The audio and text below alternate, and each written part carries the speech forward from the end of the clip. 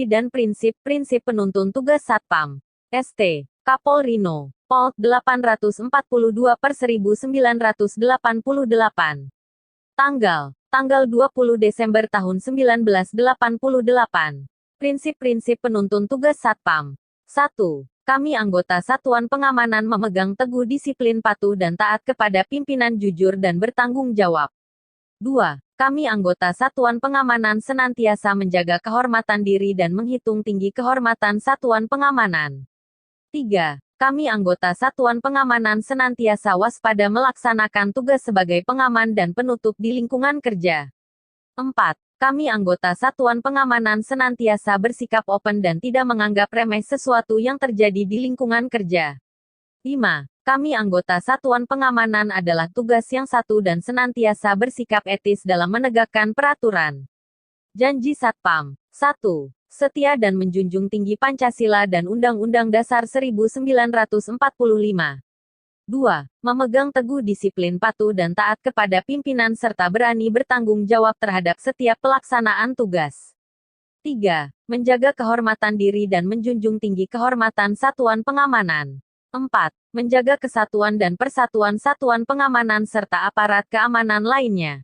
5. Memelihara dan meningkatkan kewaspadaan serta kemampuan tugas demi tercapainya keamanan lingkungan. Sejarah terbentuknya Satpam. Kepolisian Negara Republik Indonesia menyadari bahwa polisi tidak mungkin bekerja sendiri dalam menciptakan masyarakat dan lingkungan yang aman dan tertib. Hal inilah yang mendorong terbentuknya Satpam di Indonesia.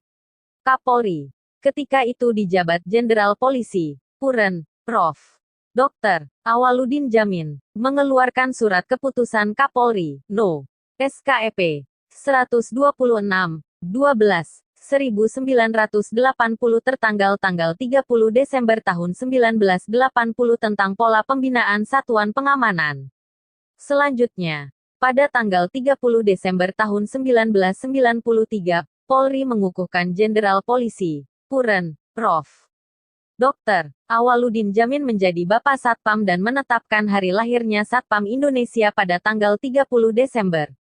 Seiring dengan berjalannya waktu, Satpam dituntut untuk lebih profesional baik dari segi struktur organisasi, perencanaan, tanggung jawab, prosedur, proses dan SDM-nya. Maka dikeluarkanlah Peraturan Kepala Kepolisian Negara Republik Indonesia Nomor 24 Tahun 2007 tanggal 10 Desember tahun 2007 mengenai sistem manajemen pengamanan organisasi, perusahaan dan atau instansi, lembaga pemerintah.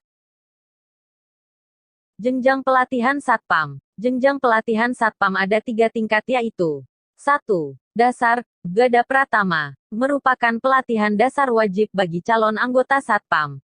Lama pelatihan 4 minggu dengan pola 232 jam pelajaran. Materi pelatihan AL, interpersonal skill, etika profesi, tugas pokok, fungsi dan peranan Satpam, kemampuan kepolisian terbatas, bela diri, pengenalan bahan peledak, barang berharga dan latihan menembak, pengetahuan narkotika, psikotropika dan zat adiktif lainnya, penggunaan tongkat Polri dan borgol, pengetahuan baris berbaris dan penghormatan. 2. Penyelia, Gada Madya, merupakan pelatihan lanjutan bagi anggota Satpam yang telah memiliki kualifikasi Gada Pratama. Lama pelatihan 2 minggu dengan pola 160 jam pelajaran dan 3. Manajer keamanan, Gada Utama, merupakan pelatihan yang boleh diikuti oleh siapa saja dalam level setingkat manajer, yaitu Chief Security Officer atau manajer keamanan. Pola 100 jam pelajaran. Selain lembaga pendidikan kepolisian negara seperti Sekolah Polisi Negara, hanya perusahaan yang sudah memiliki izin operasional dari Kepala Polri sebagai badan usaha jasa pendidikan dan latihan keamanan, boleh menyelenggarakan pelatihan Satpam. Kepolisian wilayah kota besar, kepolisian resor kota hanya melakukanlah tugas dan fungsi keamanan. Kegiatan seorang petugas keamanan terdiri dari P6M. Pengaturan di sini dilihat dari medan yang diamankan, fungsi tambahan yang dikeluarkan oleh perusahaan atau pimpinan keamanan, dan dilihat dari kebutuhan perusahaan. Penjagaan. Setiap keamanan memiliki fungsi dan tugas yang sama secara umum menjaga dan mengamankan semua aset, karyawan, atasan dan keamanan kerja di lingkungan kerja atau tempat-tempat tertentu sesuai dengan plotting yang diatur oleh perusahaan atau atasan. Dan dituntut seorang keamanan yang memiliki tanggung jawab, kedisiplinan, kejujuran tinggi. Pengawalan. Melakukan pengawalan pada atasan atau aset perusahaan yang dibawa atau dipindahkan, atau diambil dari tempat lain yang diperlukan perusahaan atau yang dikeluarkan oleh perusahaan. Dan bertanggung jawab penuh terhadap keamanan dan kenyamanan selama dalam perjalanan sampai tujuan yang dimaksud. Patroli. Tugas ini diwajibkan kepada setiap keamanan yang ditempatkan di setiap plot yang sudah diatur oleh atasan atau yang sudah ditunjuk oleh atasan keamanan guna melakukan kegiatan ini.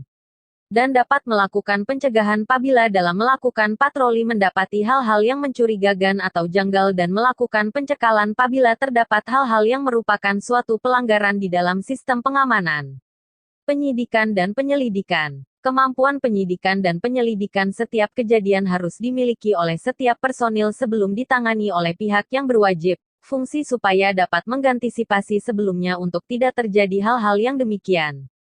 Pelaporan. Seorang keamanan harus dapat membuat laporan kepada atasan dan harus melaporkan segala sesuatu yang dianggap perlu untuk dilaporkan dan untuk diketahui oleh atasan atau pihak perusahaan. Dan dapat mengetahui kejadian tersebut penting atau tidaknya untuk dilaporkan atau dimutasikan. Mengamankan. Keamanan mempunyai hak untuk mengamankan pelaku dan mengamankan barang bukti atau mencari barang bukti serta dapat meminta saksi-saksi yang benar mengetahui kejadian dan wajib menjadi saksi apabila personil tersebut mengetahui kejadian tersebut. Senyum, sapa, salam, tindak. S3T. Senyum. Biasakan senyum untuk menerima tamu, karena dengan senyum tamu akan merasa dihargai dan dihormati. Sapa. Sapalah tamu sebelum Anda disapa. Tanya keperluannya dengan sopan. Sampaikan hal tersebut kepada yang dituju oleh tamu. Diperbolehkan masuk atau tidak apabila diperbolehkan, arahkan tamu tersebut kepada yang bersangkutan. Dan apabila tidak lakukan penolakan secara baik-baik dengan alasan yang tidak menyinggung perasaan tamu. Hal tersebut di atas biasanya digunakan apabila yang bersangkutan bertugas di pos jaga kantor atau di dalam kantor. Salam. Ucapkan salam yang bersifat umum kepada tamu. Perlakukan tamu dengan sebaik-baiknya. Ucapan-ucapan. Selamat siang. Apa ada yang bisa saya bantu? Terima kasih. Maaf Pak. Silakan Pak Bu. Tindak. Apabila ada tamu yang melanggar ketertiban di dalam lingkungan perusahaan atau kantor terlebih dahulu dilakukan teguran secara baik-baik, dinasehati dan apabila yang bersangkutan masih melakukan dan tidak mengindahkan teguran tersebut amankan. Plottingan personil. Jumlah personil yang dimiliki oleh perusahaan yang nantinya akan ditempatkan atau diplotting harus disesuaikan. Penyesuaian tersebut harus dilakukan oleh atasan keamanan, dan atasan tersebut harus mengetahui lokasi mana saja yang akan ditempatkan personil keamanan tersebut. Untuk melihat berapa atau tempat mana saja yang harus ditempatkan personil dapat dilihat dari kerawanan lokasi, penyesuaian jumlah personil yang dimiliki, aset yang terdapat di lokasi, luasnya lokasi, pos keluar masuk kendaraan dan tamu. Kantor perusahaan. Kekuatan personil yang akan diplot oleh atasan keamanan dapat dipelajari dari beberapa aspek di atas. Dengan demikian atasan keamanan dapat menentukan berapa personil yang diperlukan di lokasi plotting tersebut. Komandan Regu, Danru. Komandan Regu harus memiliki pengalaman dan kemampuan yang lebih dari personil keamanan yang lain. Di samping itu harus memiliki kemampuan untuk membaca situasi di lingkungan kerja dan dapat mengambil keputusan apabila ada sesuatu hal. Tugas. 1. Menjadwal personil masing-masing regu. 2. Mengatur plotting personil. 3. Menerima laporan input dari personil. 4. Melanjutkan laporan input ke Chief Security. 5. Bertanggung jawab atas personil masing-masing. 6. Mengecek absen, buku mutasi. Buku tamu, minimal 2 minggu sekali. 7. Menampung arahan dan masukan dari personil. Fungsi. 8. Danru adalah panjang tangan dari Chief Security, memiliki tugas yang berbeda dengan anggota lainnya. 9. Memiliki wewenang untuk mengatur dan menegur anggota. 10. Keamanan yang tidak taat pada peraturan perusahaan atau peraturan dari manajemen keamanan itu sendiri. 11. Danru harus selalu siap apabila diperlukan oleh Chief guna kepentingan anggota dan perusahaan. 12. Danru memiliki hak untuk memindahkan personil di plot yang tadinya sudah ditentukan, sesudah mempelajari tindak kerawanan di titik tersebut. 13. Memiliki jam kerja yang lebih dibanding anggotanya. Dituntut royalitas kerja yang tinggi. Pelanggaran. Adapun beberapa pelanggaran yang sering dilakukan oleh personil antara lain. 1. Datang tidak tepat waktu. 2. Tidur pada saat piket. 3. Pulang tidak sesuai dengan waktu yang sudah ditentukan. 4. Tidak melakukan patroli di plot yang sudah ditentukan. 5. Tidak berada di plot seperti yang sudah ditentukan. 6. Tidak mengikuti peraturan perusahaan. 7. Tidak memeriksa kendaraan yang keluar masuk, untuk yang piket di pos portal. 8. Tidak mengisi buku mutasi. 9. Izin tidak melapor. Pelanggaran. Pelanggaran tersebut di atas dapat dikenakan sanksi, peringatan oleh pihak perusahaan, secara lisan, teguran, atau secara tulisan, surat peringatan. Razia. Razia pemeriksaan adalah pemeriksaan terhadap karyawan tanpa terkecuali yang bertujuan untuk mengantisipasi tindak pencurian atau pelanggaran lain yang kemungkinan besar dilakukan oleh karyawan perusahaan itu sendiri. Penindakan dapat dilakukan oleh pihak keamanan yang dibantu oleh pihak lain yang berkompeten dan dapat dimintai pertanggungjawaban atau pihak yang diminta oleh pihak keamanan untuk membantu dan demi lancarnya kegiatan itu sendiri. Semua karyawan wajib diperiksa. Sarana yang dibawa pada saat itu yang kemungkinan besar merupakan sarana untuk membawa barang atau aset yang dimiliki oleh perusahaan atau sajam sarana tersebut antara lain, tas karyawan, mobil karyawan dan del wajib untuk diperiksa dengan teliti.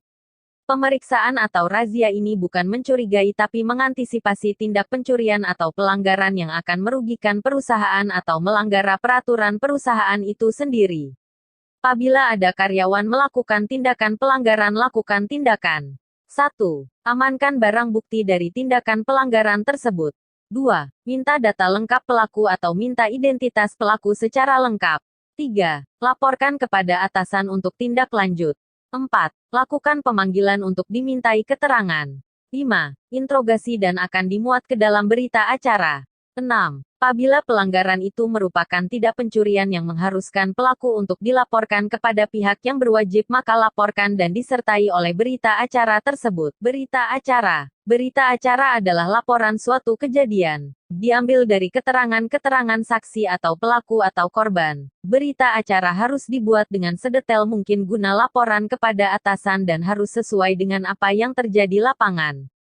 Dan seorang keamanan harus bisa membuat berita acara tersebut dengan terlebih dahulu harus 1.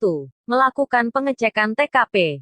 2. Memanggil saksi, 3. Memanggil pelaku, tersangka. 4. Memanggil korban. Dan fungsi berita acara tersebut selain untuk laporan kepada atasan juga berfungsi untuk laporan kepolisian apabila perkara tersebut dilanjutkan kepada pihak kepolisian. Overshift. Overshift adalah pergantian waktu atau jam tugas yang dilakukan setiap hari oleh setiap personil. Yang harus dipelajari dalam hal ini adalah pada saat jam penggantian shift di mana shift yang lama harus menunggu sampai shift yang baru tiba di lokasi. Dan dilakukan koordinasi sebelum pulang. Minimal 20 menit. Adapun koordinasi tersebut berfungsi untuk mengetahui segala sesuatu yang telah terjadi pada shift lama. Dan harus dilakukan serah terima inventaris serta dilakukan pengecekan inventaris oleh shift baru supaya tidak ada kesalahan dalam pendataan dengan apa yang ada di lokasi plotting. Radio komunikasi, HT.